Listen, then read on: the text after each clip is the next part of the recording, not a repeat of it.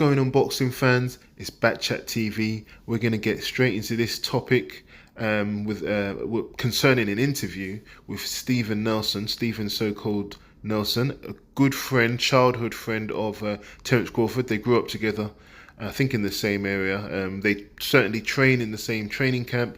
They've also sparred with each other many times, and they know each other very well. Obviously, Stephen Nelson is much bigger than Terence Crawford. He looks like a cruiserweight or a heavyweight, but he gives some insight into Terence Crawford and exactly how good he thinks he is. And he basically says that, you know, there's a few things. He was in an interview basically, and he said some interesting things. He talks about how good Terence Crawford is, the possibility that he may get the fight with Canelo or Charlo, depending on who wins. And he also talks about Terence Crawford's chances against both of those fighters, which I thought was interesting. And he also spoke about this whole issue about Terence Crawford, you know, reneging on his promise to fight Errol Spence in the rematch. And he kind of talks a little bit, he touches on that, and very interesting stuff. So basically, let's start with the Errol Spence issue, because that's the issue that's the most annoying. A lot of people calling into question Terence Crawford's integrity, basically, and saying that he doesn't care now that he won the fight.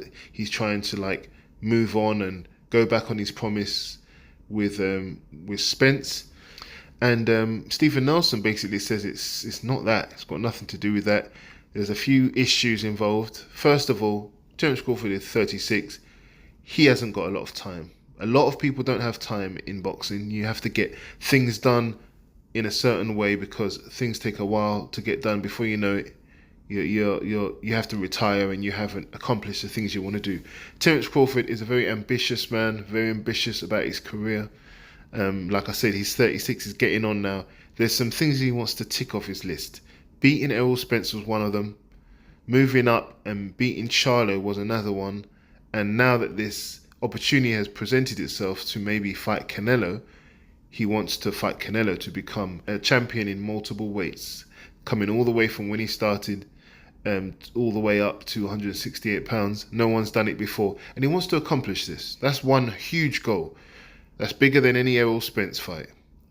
The other thing is he wants to make, in that process of doing that, he wants to make the most money in the shortest amount of time. Yeah. So what you've got to remember is the original contract with Errol Spence was that if Errol Spence lost, they would do the rematch. He would give him a rematch at 147 pounds. Yeah, that's what the contract was talking about, 147 pounds. There was no issue of, if I lost, would you give me a rematch at a higher weight class? There was nothing like that in the contract. The contract is solely pertaining to the weight class of 147 pounds welterweight division. The rematch clause is pertaining to that weight class. Yeah.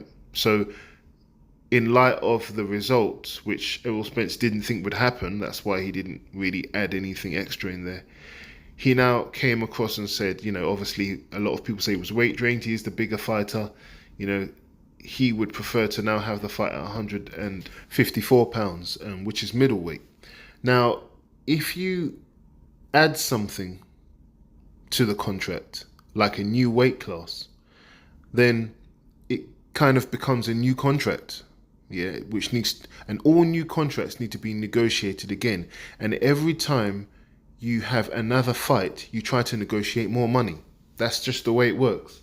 Nobody does the same amount of money. If they have the power to demand more money, everybody does it, because there's only a small amount of time. You have to renegotiate money all the time. It's not Crawford being greedy or anything like that. Everybody does it in boxing. I mean, first of all, you can't actually add anything new to an existing contract anyway. Most of the time, you can't do that. In a rematch, which is different in some way, they normally negotiate and write a completely new contract. You know, so it's much more complicated than people think.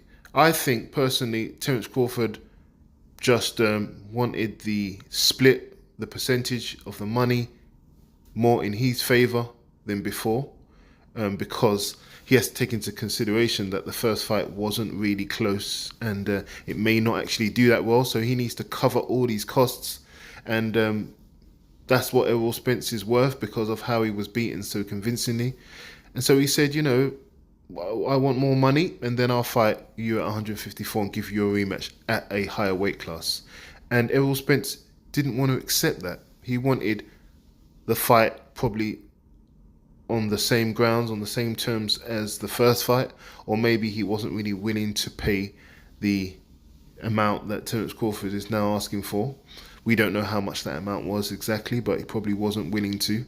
And so in that case, he was only willing to offer Errol Spence the rematch at £147, which is something that he has. That's mandatory. The rematch, the rematch that is mandatory is at £147. It's not at £154. That's the whole point. So either Errol Spence, if he believes in himself, he either puts up all the money, and pays it, the percentage that Terence Crawford wants to get him in the ring at £154, if he thinks he can do better, or he takes the fight at £147. That's the deal. There's nothing unfair about that.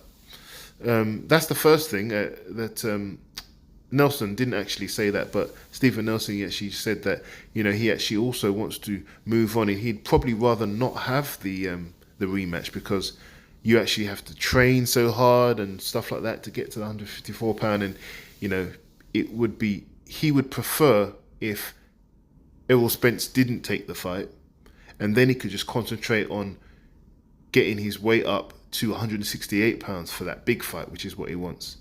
So a lot of things going on there, and this is what Stephen Nelson was kind of talking about. He also went on to say he believes that he beats Canelo and Charlo pretty easily. Not easy, but he beats them both. The reason why he said he beats them both is, in the case of Canelo, although Canelo is much bigger than him, if Canelo tries to fight at his pace, Terence Crawford's pace, he may have success early on, but 100% he said Canelo will not be able to keep up the pace that Terence Crawford can keep up. And so he'll lose because he can't keep up that consistent pace. He might do well early on, but he'll 100% he'll fade, and Terence Crawford can pick the pace up. He said when he sparred Terence Crawford before, he couldn't believe that a smaller guy, first of all, hit so hard. His timing is so good as he punches in between your punches. He's much harder to hit than you think. His reflexes are so fast, he can hit you and get out of the way much quicker than you think. And the thing that shocked him the most is, when he said that when he caught Terence Crawford with a few good shots, Terence Crawford just turned up the intensity, and it really made it difficult for Nelson. And he said he can do that. He can fight at a consistent pace easily.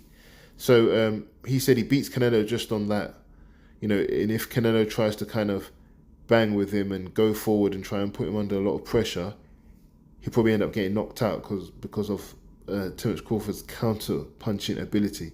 Now, we all know Canelo has counter-punching ability as well, but this is what Nelson was saying. So Nelson doesn't see it being so difficult for Terence Crawford to beat Canelo. And although I like Canelo, I'm not sure. Canelo's a good fighter, but I do think he'll gradually start to fade when it comes to the kind of pace, because Terence Crawford is extremely athletic, and he just has all the attributes that you would need to beat someone like Canelo. Think about it: speed, reflexes, stamina, athleticism, reach advantage, punching power. All those things combined will give Canelo a lot of problems, and I think he would lose. Probably wouldn't get knocked out though. Probably a decision. I think he would just fade, and in the later rounds, in the middle rounds, he'd probably just fade. In regards to Charlo, Nelson thinks that Charlo might actually be a tougher fight because Charlo is somewhat athletic, hard puncher as well, big guy as well, and has got boxing ability and can move around the ring.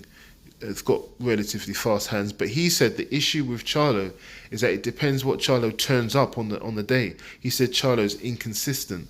He can turn up and on his best night give anyone problems, and on his worst night look absolutely terrible. He's not consistent, and he feels that Canelo is more consistent in what you expect from him. So he feels that just on that, Charlo's inconsistency, Terence would beat him. So I thought that was quite an interesting interview. He's quite an interesting guy, very articulate, someone to look out for. Quite a good boxer as well. It's a shame that he came to boxing quite late. I'm starting to be a little bit of a fan of his, as in for the in the case of boxing.